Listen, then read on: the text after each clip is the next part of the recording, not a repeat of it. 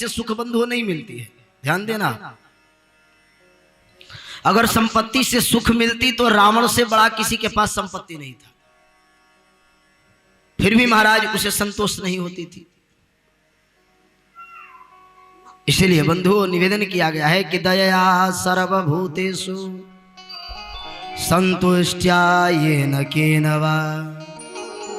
इसलिए हे प्रचिताओं, सर्वेन्द्रियोपशांत्या च तुष्यत्यासु जनार्दनः।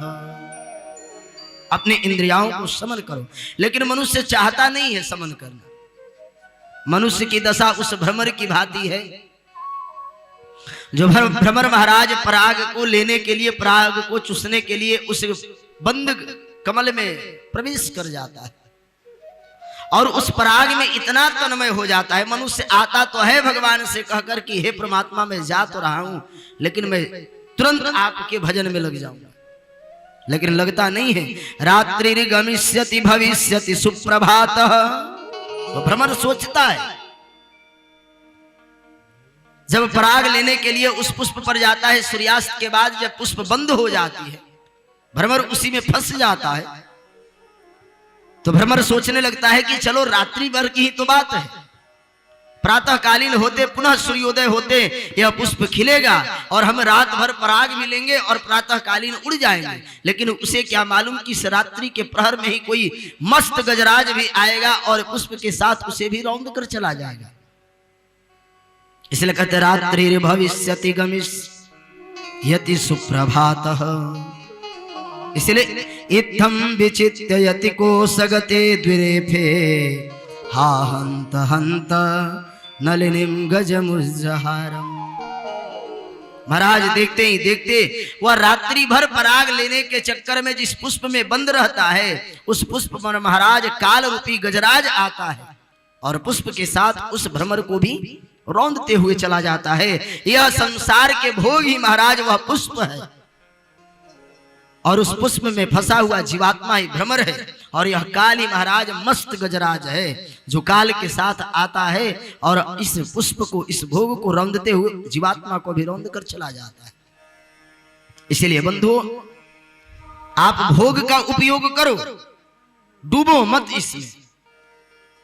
निकलने का मौका है, सूर्यास्त तक अगर वह भ्रमर चाहता तो निकल जाता, लेकिन भोग में इतना लिप्त हो गया कि वह उसी भ्रमर उस पुष्प के बंद पंखुड़ियों में बंद हो गया। परिणाम यह हुआ कि काल रूपी गजराज आया और रौंद कर चला गया। इसलिए सर्वेन्द्रियोपशांत्या च आसु तुष्यति जनार्दन। फिर जनार्दन के मिलने में विलंब नहीं है, फिर परमात्मा तो हमारे अंदर है। जैसे ही महाराज हमारी अंतः यात्रा प्रारंभ हो जाती है, स्वतः हमें परमात्मा मिल जाते। गोपिकाएं विचार करने लगी कि भगवान हमारे बगैर नहीं रहेंगे। जो भगवान छोड़कर चले गए तो गोपिकाएं महाराज दौड़ने लगी और सुखदेव महर्षि कहते तासा माविर्मुक्षरी स्मयमान मुखाम्बुज। भगवान कहीं दूर नहीं थे, उनके सन्मुख थे, बस खोजने की प्रक्रिया नहीं आती थी। कहते राम कथा मंदाकिनी चित्रकूट चित चारु तुलसी सुभग स्नेह बस सिय रघुवीर बिहार। तो स्वामी बाबा कहते हैं चित्रकूट कहीं जाने की आवश्यकता नहीं, अपने हृदय को ही चित्रकूट बनाओ। फिर तुम्हारे हृदय में अगर किसी अतिथि को बुलाते हो तो अपने घर की सफाई करते हो कि नहीं करते हो?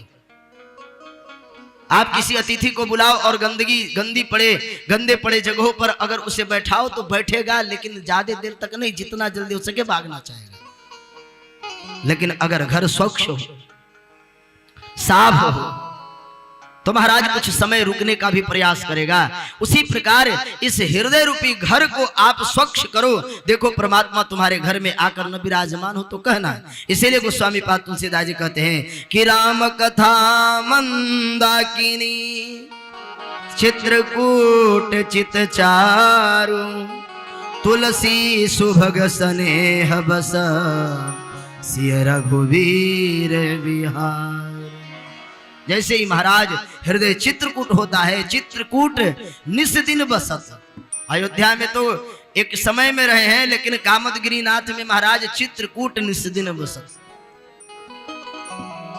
अपने अनुज के साथ भगवान श्री राघवेंद्र सरकार निस्दिन उस चित्रकूट में निवास करते हैं, चाहे वह हृदय रूपी चित्रकूट हो फिर या कामदगिरी रूपी चित्रकूट हो।